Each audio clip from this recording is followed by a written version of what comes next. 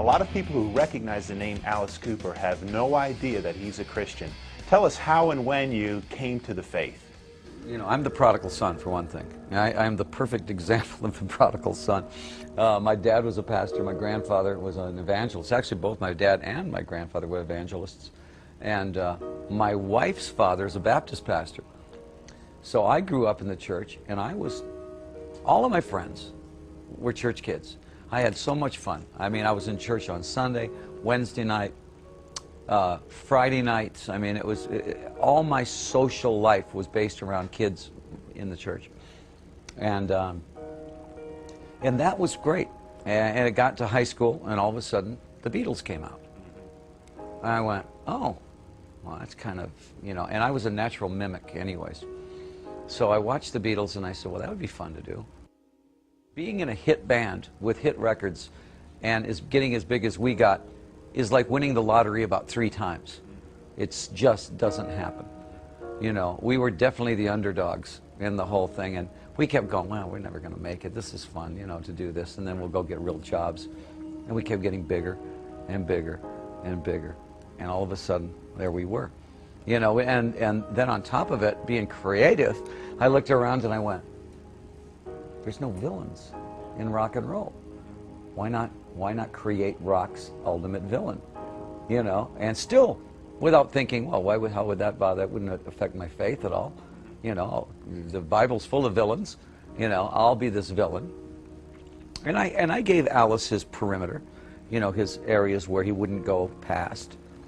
And I still find songs that from the first albums that are totally got Christian, all kinds of Christian bywords going all the way through it, yeah. You know, because it comes out of you what's in you. Yeah, yeah. So songs like Second Coming and things like that were all pretty much always warning about Satan. Mm-hmm. Mm-hmm. That's really the core kind of message that's in the music, isn't it? It always has been. Yeah. And the weird thing was, even though my image was the most scary, I terrified TBS, I think. Because of, first of all, they never heard my songs. I guarantee you. Mm-hmm. They never actually listened to my songs. Because almost everything I wrote was good and evil. Mm-hmm. Don't pick evil. Yeah. You know, even when I wasn't Christian, I was saying that. You know, God and the devil. Don't pick the devil. It's a bad idea. You know. But, you know, all they saw was the image. All they saw was, and that was okay. We've all heard of the Gospel of Matthew, Mark, Luke, and John. What is the Gospel according to Alice? If you were to summarize the message that so influenced your life, what would it be? If it says that Jonah was swallowed by a whale, then that means it. If it's, I don't believe this stuff where it's all, well, you know, it's just kind of, those are all parables, and they meant this, and no. I say if it says it, it meant it. You know, and people will laugh at me and say, well, you know, I mean, you can't really believe that. And I go, well, if I can believe that God created the world and created everything in it, why wouldn't I believe a simple thing like that? That's not a hard thing. You know, the very fact that he cared enough about me to save my life about 20 times, you know, and help me survive a million different things to put me where I am now. And then the challenge I have now, being a Christian in the rock business. You know, he kind of put me in the Philistines, in the camp of the Philistines, which is okay. Yeah, what's that like? Well, you have to live your life every day. You have to live your faith. You know, I mean, I'm living in a world that's not my world.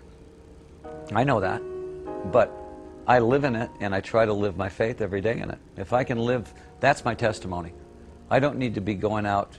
If somebody mentions, you know, my faith, I definitely talk about it in interviews and things like that. I mean, I'm very open about it. I'm never under a quilt about who I am. But I'm not going to be the one that says, now sit down, I'm going to tell you about this. And you know, I'm not going to be the car salesman. It seems like you'd rather live out your life like everybody else than have to live up to someone else's standard of what a celebrity Christian should be like. If I walk outside and I make a mistake, all of a sudden my Christianity goes down the toilet. Well, what people don't realize, when you become a Christian, does not make it any easier. It makes it harder. It makes your life harder. It makes your soul at ease with God because you know where you're at with Him. it doesn't make your social life or your normal life in America any easier. In fact, it puts you under the microscope. Sometimes I think that, you know, TV evangelism is one of Satan's greatest weapons. They put these guys on a pedestal, and all of a sudden they get caught with a prostitute, and every Christian I know then is under the gun. So you don't think that that's kind of set up? Yeah, I'm telling you. You know, the devil is very smart. He's not going to come out with the horns and the tail. He's going to come in as the slickest car salesman you ever saw. You know, and I've seen some pretty slick pastors on TV. Now, that's not to say they're all like that. I mean, I love Sproul. I love Stanley, Charles Stanley. There's a lot of guys there that I'll sit and I'll listen to and I'll go, okay, yeah, right on. Dead on the middle. You know, I got it. But every time I hear something that goes a little left of center, you know, what? What was that? You know, too much healing on TV. I don't know about that. That's showbiz, I think.